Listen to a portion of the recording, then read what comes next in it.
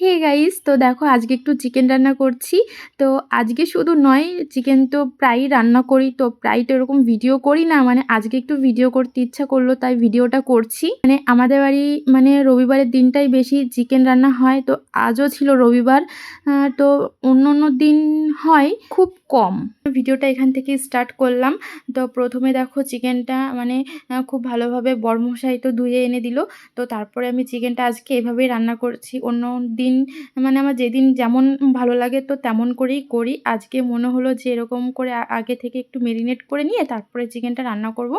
তো প্রথমে দেখো মিক্সারে যে মশলাটা করেছিলাম সেটা দিয়ে নিলাম। তারপরে লবণ হলুদ দিয়ে নিলাম, একটু পেঁয়াজ সেটাও দিয়ে নিলাম।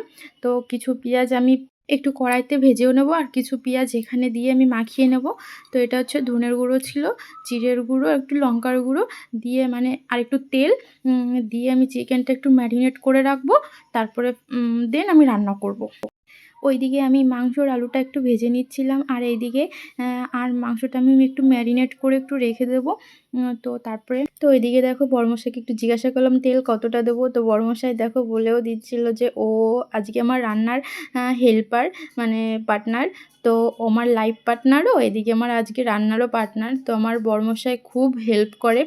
তো আজকেও আমাকে হেল্প করে দিয়েছে অনেকটা, মানে পুরো সবজি টবজি কেটে দেওয়া, মানে পুরো আমাকে সব কিছু রেডি করে হাতের কাছে গুছিয়ে দেয়, এমন একটা ব্যাপার।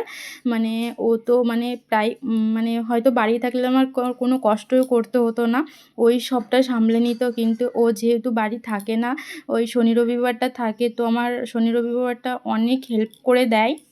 সত্যি এই পৃথিবীতে মানে কেউ যদি আমার কষ্ট বোঝে সেটা হচ্ছে আমার মা আর আমার বর।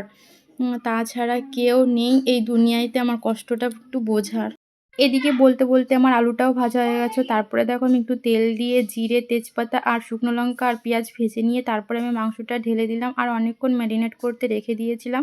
তারপরে দেখো মাংসটা একটু নেড়ে চেড়ে ভালো করে কষিয়ে তারপরে বেস্ট খাওয়া হবে। আর কষানো মাংস খেতে তো আমার আর আমার বরের খুবই ভালো লাগে। তো দেখো, যাই হোক আজকে একটু অনেক কিছু বলে ফেললাম, তো আমার মনে হলো তোমাদের সঙ্গে একটু শেয়ার করি, তো প্লিজ কিছু মনে করো।